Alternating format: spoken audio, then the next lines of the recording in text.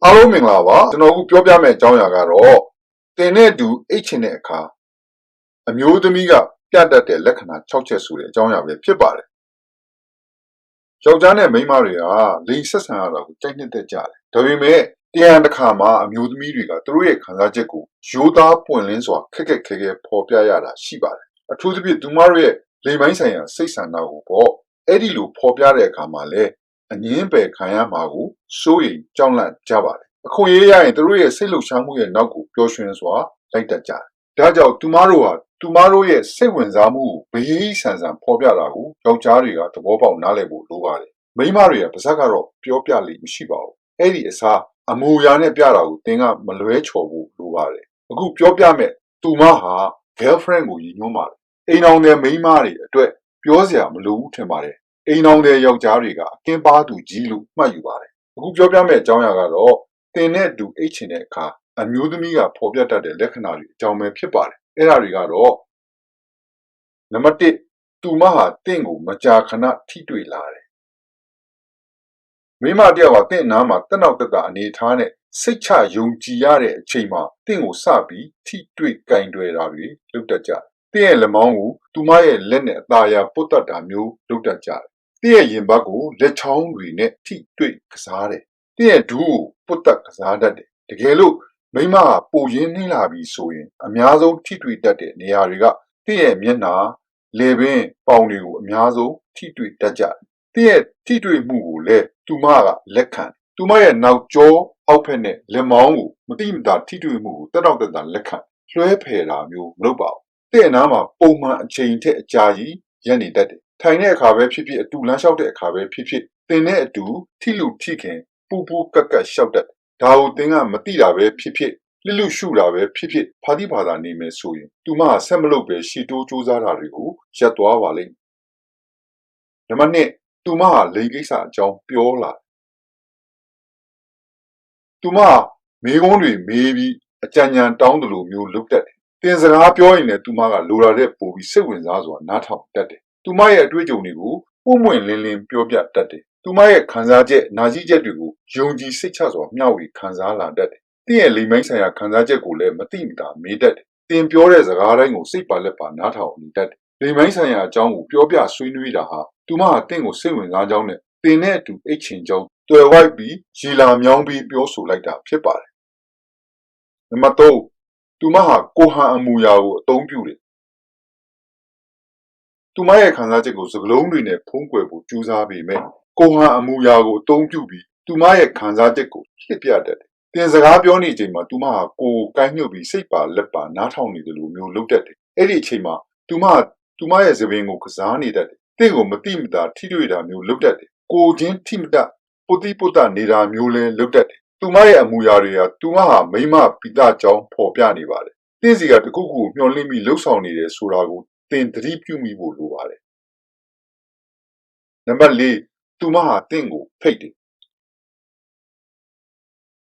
တော်ဝိုက်ပြီးဖြစ်စီဓာတ်ရိုက်ဖြစ်စီသူမရဲ့နေရာကိုလာဖို့ဖိတ်တတ်ပါတယ်။ရှေ့တလန်းတိုးတဲ့အနေနဲ့တင့်ကိုချင်းကပ်ခြင်းဖြစ်ပါတယ်။အိမ်မှာလူကြီးတွေတယောက်မှမရှိဘူး။အိမ်ကိုလာခဲ့ပါလားဆိုတာမျိုးအိမ်ကိုလာဖို့ဖိတ်တတ်ပါတယ်။ဒါမှမဟုတ်ရင်လည်းဘယ်ဆိုင်ကိုလာခဲ့လေစောင့်နေမယ်သင်နဲ့အတူအချိန်အကြာကြီးစကားပြောခြင်းလိုပါဆိုပြီးဖိတ်တတ်တယ်။ဒါမှမဟုတ်ရင်လည်းမနေ့ဖင်မနေ့အထိကျမမှာဘာစီစဉ်မှမရှိပါဘူး။အခုမှရောဘာစီစဉ်ရှိလဲဆိုတာမျိုးလမ်းခင်းပေးတတ်ပါတယ်။ဒါသူနဲ့အတူချိန်ဖြုံးကျင်တာကိုဖော်ပြတဲ့အရေးအမွက်စကားတွေပါ။သူမဟာတင့်ကိုပြင်းပြင်းပြပြစိတ်ချယုံကြည်တဲ့လက္ခဏာတစ်ခုလည်းဖြစ်ပါတယ်။သူမအတွက်တင်နဲ့အတူတက်တောင်တက်တာဖြစ်ချင်တာကိုပြလိုတဲ့အချက်တစ်ခုလည်းဖြစ်ပါတယ်။ဒါတွေကိုတင်ကနားလည်ပြီးခင်းထားတဲ့လမ်းတိုင်းရှောက်သွားယုံနဲ့ခရီးရောက်သွားနိုင်ပါတယ်။နံပါတ်5သူမဟာတင့်ရှိမှအလှဆုံးဝစားစရင်လာတယ်။တင်နဲ့နီးစပ်ပြီးနောက်ပိုင်းမှာသူမဟာသူမရဲ့တွင်ပြင်ကိုပိုဂယူးဆိုင်လာတယ်။တင်နဲ့တွေ့ချိန်မှာသူမဟာပိုပြီးအလှပြင်လာတယ်။ပိုပြီးပြုံးပြလာတယ်။သူမဟာပိုကြည့်ကောင်းလာအောင်ဆိုပြီးသူမရဲ့ခန္ဓာကိုယ်ကောက်ကြောင်းတွေထင်ဟပ်စေတဲ့အဝတ်စားတွေကိုဝတ်လာတယ်။သူမရဲ့ပေါက်စီနဲ့တွင်းကန်တွေကိုမတိမတာလှည့်ပြတတ်ပါတယ်။သူမရဲ့ဝတ်စားစရင်လာတာကိုတင်တတိထားမိတဲ့အထိထူးထူးခြားခြားအလှပြင်လာတတ်ပါတယ်။တင်ကြိုက်နှစ်သက်တဲ့အယောင်တွေကိုရွေးချယ်ဝတ်ဆင်လာတတ်တယ်။တင်နဲ့တွေ့ချိန်မှာပိုပြီးသိတာတဲ့ဝတ်စားစင်မှုနဲ့မိတ်ကပ်ပြင်မှုတွေကပိုလာပါတယ်။သပင်ပုံစံကိုပိုပြင်လာတယ် သူမအနေနဲ့တင်းရဲ့အာယုံစိုက်မှုရအောင်လုပ်လာခြင်းဖြစ်ပါတယ်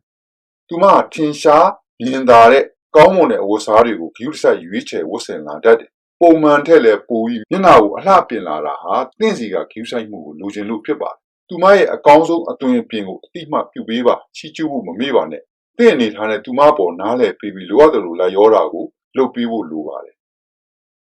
နံပါတ်6သူမရဲ့နှကန်းကိုစိတ်ဝင်စားအောင်လုပ်ပြတယ်တင်းရဲ့ရှေ့မှာသူမရဲ့နှုတ်ခမ်းကိုစိတ်ဝင်စားအောင်ဒီမျိုးစုံလုပ်ပြတတ်တယ်နှုတ်ခမ်းကိုကြိုက်တာမျိုးလုပ်တတ်ပါတယ်နှုတ်ခမ်းကိုရှာနဲ့ထိုးမှွေပြတာမျိုးလည်းလုပ်ပြတတ်တယ်နမ်းတဲ့ပုံစံမျိုးလည်းလုပ်ပြတတ်တယ်တင့်ကိုတွေးဆောင်ဖျားယောင်းဖို့အတွက်လုပ်ပြတာပါဒါဟာသူမကိုနမ်းဖို့အချက်ပေးလိုက်ခြင်းဖြစ်နိုင်တယ်သူမရဲ့စိတ်ဆန္ဒကိုလှည့်ပြလိုက်တဲ့လက္ခဏာတစ်ခုဖြစ်ပါတယ်ဒီလက္ခဏာတွေကိုနားလည်ပြီး view ဆိုင်ဖို့လိုပါတယ်ဒီလိုအချက်ပေးခြင်းဟာနောက်တစ်ဆင့်ကိုလှမ်းတက်ခြင်းတဲ့သဘောပါပဲသူမရဲ့အပြုမှုနဲ့လှုပ်ဆောင်ချက်တွေကို view ဆိုင်ပါအလေးထားပါတင့်ကိုလည်းသူမစိတ်ဝင်စားနေတဲ့သဘောကိုဖော်ပြနေပြီဆိုတာကိုသင်သဘောပေါက်ပါဒီအချက်လက်တွေကိုတွေ့ပြီဆိုရင်တင့်ဖို့သူမဟာလက်ခံနိုင်သူဖြစ်ရင်ရှေ့တိုးဖို့မကြောက်ပါနဲ့ရဲရဲသာရှေ့ကိုတိုးသွားပါစိတ်ကြွယ်ရမှာမိမတွေကအတွေ့ကိုမရှောင်နိုင်ကြပါဘူးဒီလိုဆိုရင်ယောက်ျားတွေကရောအတွေ့ကိုရှောင်နိုင်သလားလို့မေးရင်ယောက်ျားတွေကလည်းအတွေ့ကိုမရှောင်နိုင်ပါဘူးဒီကိစ္စမှာမိမနဲ့ယောက်ျားတွေကဘယ်သူကပိုပါတယ်လဲလို့မေးလိုက်သူတေနာပြုချက်တွေကိုမဖတ်ဘူးတော့အတိအကျတော့မပြောနိုင်ပါဘူးတကယ်လို့သူတေနာပြုချက်စာတမ်းတွေရှိရင်လည်းလိမ်ပိုင်းဆိုင်ရာကိစ္စမှာအတွင်းကြကြဘယ်မိမကအမှန်တိုင်းပြောမှာလဲအမှန်တိုင်းမပြောရင်အမှန်တိုင်းသိနိုင်ဖို့ခက်ခဲတဲ့အကြောင်းအရာတွေဖြစ်မယ်ထင်ပါတယ်ဒီအကြောင်းအရာတွေကိုဆွေးနွေးရမှာအငင်းပွားပွဲအများကြီးရှိလာနိုင်ပါတယ်တခုပြောနိုင်တာကမိမတွေကခံစားချက်ကိုဦးစားပေးတယ်ယောက်ျားတွေကအရေးအတွက်ကိုဦးစားပေးတယ်မိမတွေရဲ့စိတ်နေသဘောထားကနူးညံ့တိမ်မွေ့အာနာတတ်မှုမှာမိမကပိုတယ်တနာကျင်တာတတ်မှုမှာလည်းမိမကယောက်ျားတွေတက်ပိုတယ်ဒါကြောင့်မိမတွေရဲ့ချစ်တဲ့နေရာမှာလည်းပိုတယ်အတွေ့မရှောင်တဲ့နေရာမှာလည်းပိုနေတယ်လို့ထင်မြင်ယူဆမိပါတယ်ထုံနှန်းအစဉ်အလာနဲ့ရင်ကျေးမှုတွေကလည်းမိမတွေကိုလိင်ကိစ္စမှာပုံပွင့်လင်းလင်းပြောခွင့်မပေးထားပြန်ဘူးဒီတော့မိမတွေကရင်တွင်းခံစားချက်တွေကိုအမူအရာနဲ့သာထုတ်ဖော်ရတာမျိုးရှိနေတာကြောင့်အဲ့ဒီ body language ကိုအဓိကအသုံးပြုကြရတယ်အဲ့ဒီလိုကိုဟန်အမူအရာကိုပြတာကိုချုပ်ယောက်ျားတွေကမဖတ်တတ်ကြဘူးအကင်းမပါကြဘူး